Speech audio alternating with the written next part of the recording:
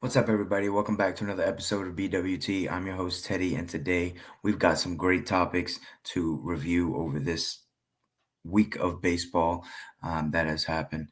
I want to make sure that you guys are liking this video and subscribing to the network so you do not miss out on any uh, videos that I will be dropping throughout the baseball season, most likely going live every week, Sunday or Monday, depending on life. So I appreciate you guys tuning in and hope you guys enjoy. Want to make sure that you guys are also liking and subscribing the other shows on the Refuse to Lose network. We've got CTC, Carl Talking College, FFC, Fantasy Football with Coach Coombs, RBO, Real Ballers Only, and we have In the Red Corner. It's a boxing show. That's with Ty, Ricky, and Tomo. We got Dave's Doghouse with Dave.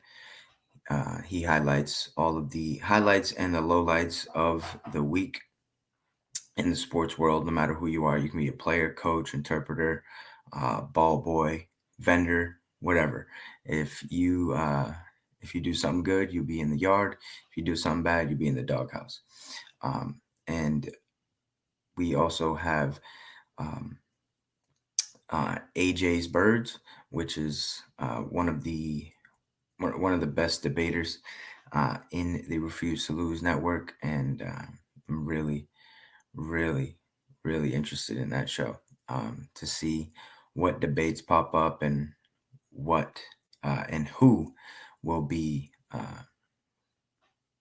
battling it out against AJ because he's one of the most knowledgeable and one of the best debaters in the Refuse to Lose community. So make sure you guys tune into that.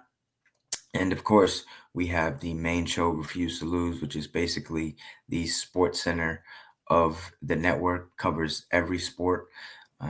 We got baseball, basketball, soccer, WWE, whatever you can think of, we got it.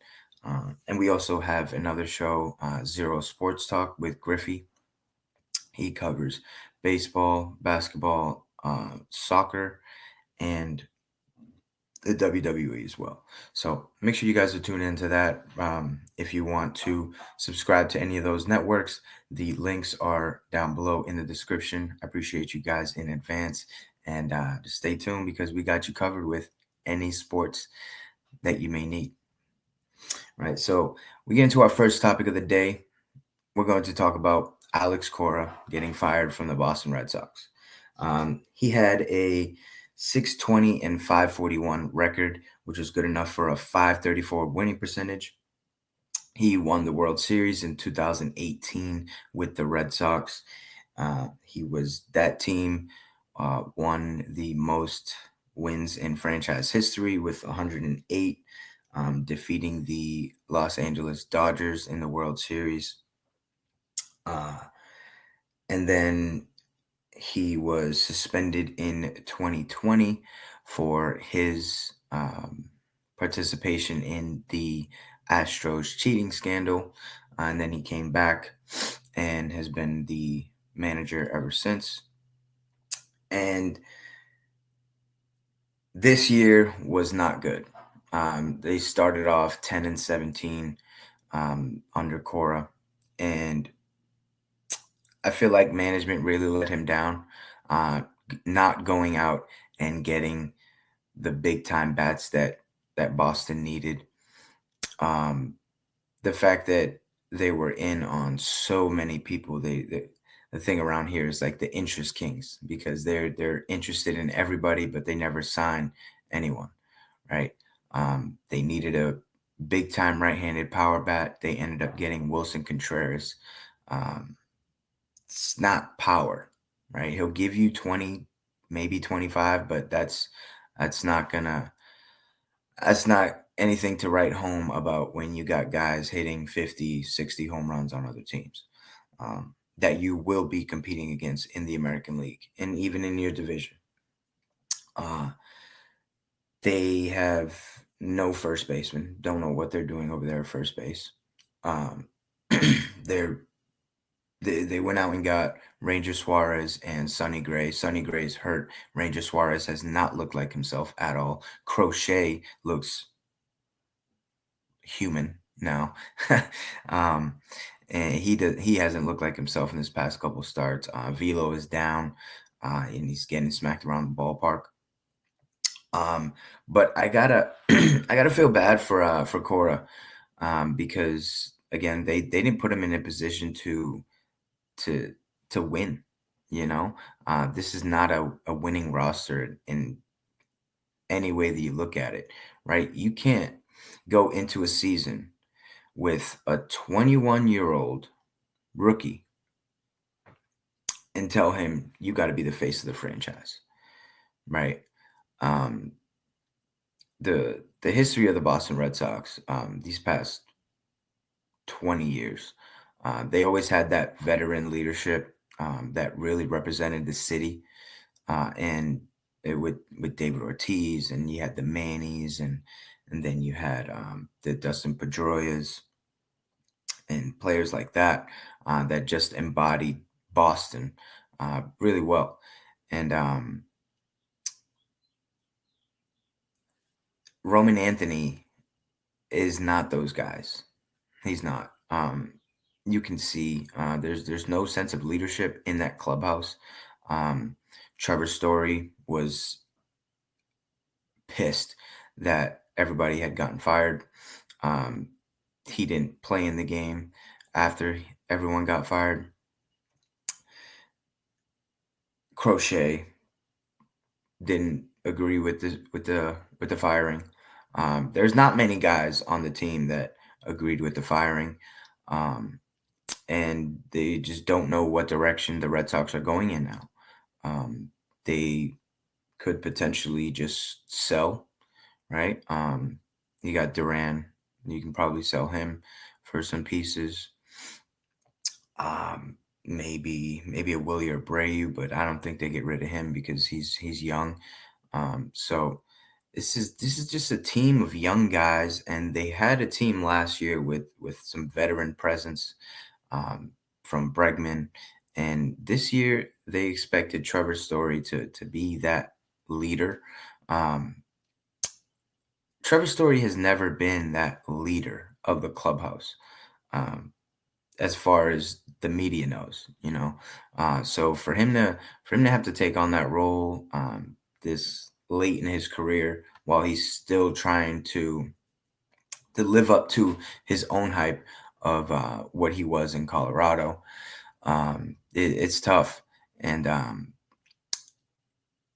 Alex Cora, he sent out a text to somebody, I forget who, saying that he was happy that he had gotten fired.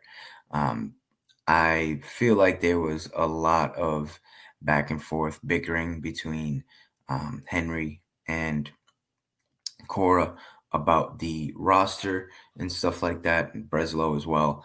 So that's why they really just kicked him to the curb after. It was weird because they won 17-1 that day, and then a couple hours after, he's fired, and all of his staff is fired as well. The third base coach, first base coach, hitting coach, assistant, all that. Everybody was gone. So that's tough. I put this one on management. They did not give Alex Cora enough to be a competitive team this season. And for whatever reason, they let go of him, and they think that it's going to be better with someone else, but we'll have to see that. I'm very interested to see who they decide to bring in to be the new manager for the Boston Red Sox. That's going to be something that I will be paying attention to in the next couple of weeks. But yeah, Alex Cora gone from the Red Sox. See ya. We go on to the next topic of the show. We got the Yankees playing out of their mind right now. 8-game win streak. It was snapped yesterday against the Astros in a In a loss, Lewis Hill didn't have his stuff yesterday, which has been a thing ever since he got called up. But we're not here to talk about the losses. We're here to talk about the win streak. 8 games. That was after a streak of like 20 innings where we couldn't score runs. And the Yankees, they went out and they were having some great at bats, really executing their game plan. You can tell that guys had a game plan when they stepped up in the box and they were executing that plan. Judge starting to heat up. Um, Starting pitchers have been absolutely dominant these past couple of weeks to start the season, and we're not even at full health. Rodon and Cole are in single A right now, making their rehab starts.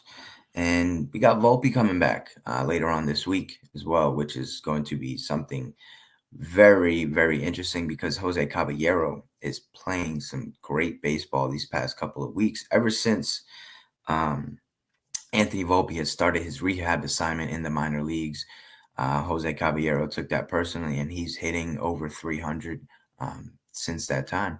So I wonder what the Yankees are going to do because Caballero he's a spark plug, right? He'll get on and he'll steal bases. Last year, he led the league in stolen bases. This year, he's already off to a good start with 10 in the first couple of weeks. And he's hitting the ball really well, playing good defensively. So we're going to see how much the Yankees love Anthony Volpe. Because last year, they really put him in a bad spot, playing him through the injury as long as they did. Letting him just struggle and try to figure it out when he needed surgery, right? The bad shoulder injury that happened early in the season, and he played the whole year through it.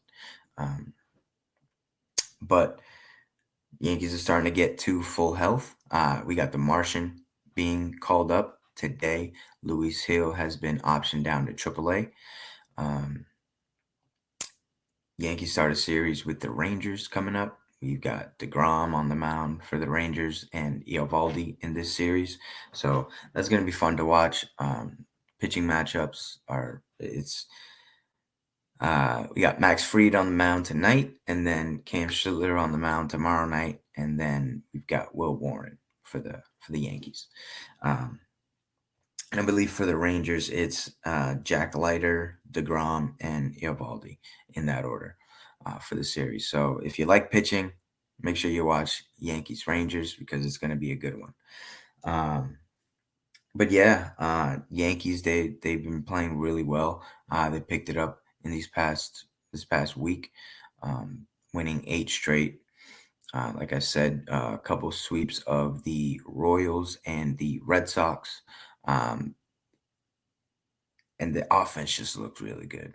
Offense looked really good. There were a couple games where the Yankees exploded for double-digit runs, and they were smacking the ball all over the park. And that's exactly what the offense should look like, and that's what we are going to see as the year goes on. Weather starts heating up. So do the bats, especially Jazz Chisholm. So go Yankees. We go on to the next topic of the show. We've got the Cubs that were on a 10-game winning streak until they ran into the Los Angeles Dodgers, and they got shut out to end their win streak. But during their win streak, they were playing some great baseball.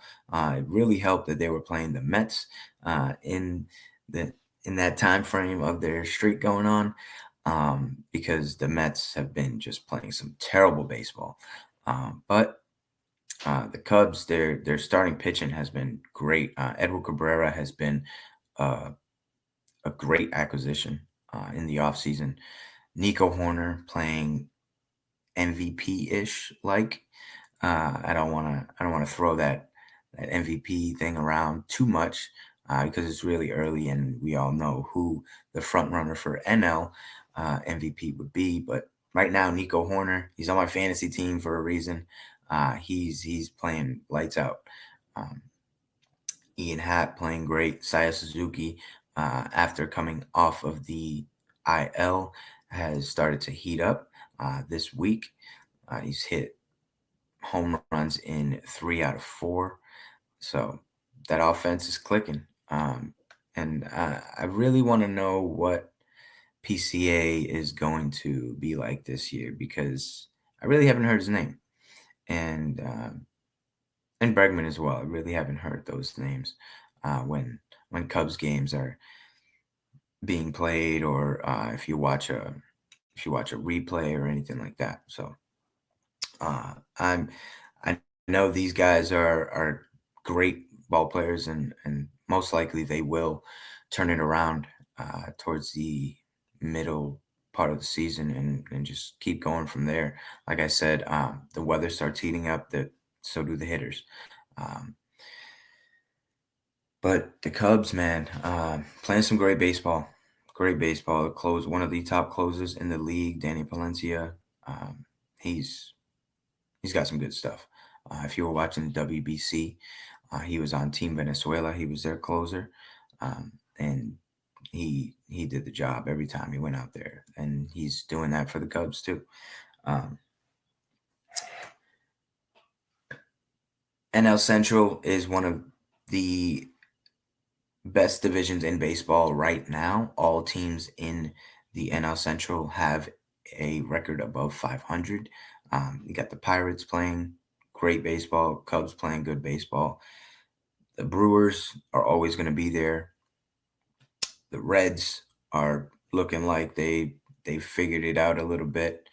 And who's the last team in that division? The Cardinals. The Cardinals. They're playing some good baseball as well. They're barely over 500. They're 14-13 as we speak. But Jordan Walker has turned it around. He had a great offseason with a different type of training. Shout out to Xavier Scruggs for posting that video and on Instagram, and letting the people know what Jordan Walker did this offseason to change his swing and approach in the box. And it's started off really well. Hope he can continue that throughout the season, so we can continue to see bombs by Jordan Walker, because he's a great talent, and I want him to live up to the hype. So now we go to the last topic of the show. We're going to talk about Munetaka Murakami.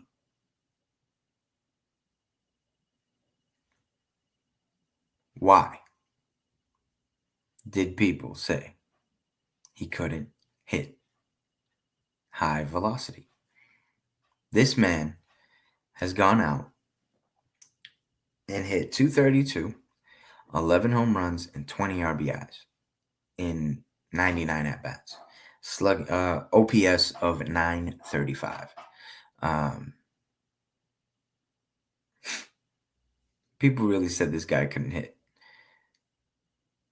Everybody said he was an idiot for choosing the White Sox. Not me. He's got no pressure. No pressure at all. You go out there, hit some bombs, bro. The White Sox aren't expected to do anything. Anything. Right? Past 2 years, they've been worst team in baseball. Right? So those fans aren't expecting much. Right? And now that they got Murakami there, people are coming out to the stands, to the games.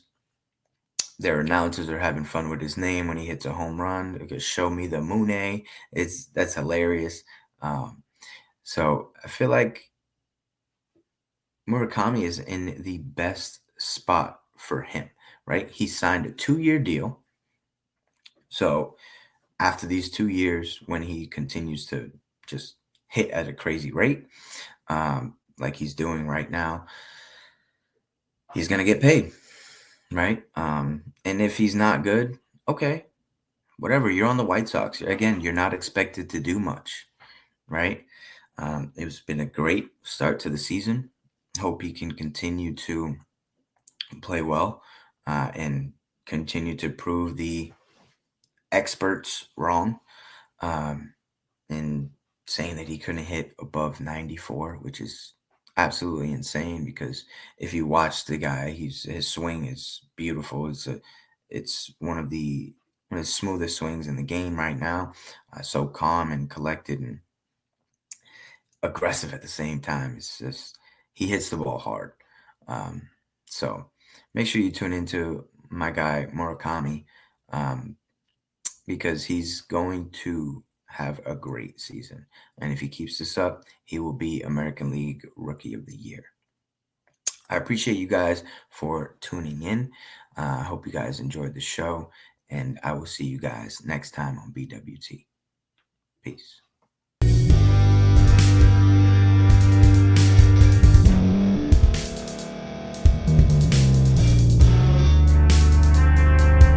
Thank you for staying to the end. If you're watching this on YouTube, please like this video, subscribe, and also hit that notification button so you can be notified next time we put out a video. If you're listening on any podcast platform, subscribe and hit that notification button, y'all, so you can be notified we put out another podcast audio. And last but not least, hit that share button. No matter what you're listening to or watching it, hit that share button and send it to somebody that you know that would love to watch this episode you just listened to. So once again, thank you for staying to the end, and we'll see y'all at the next episode.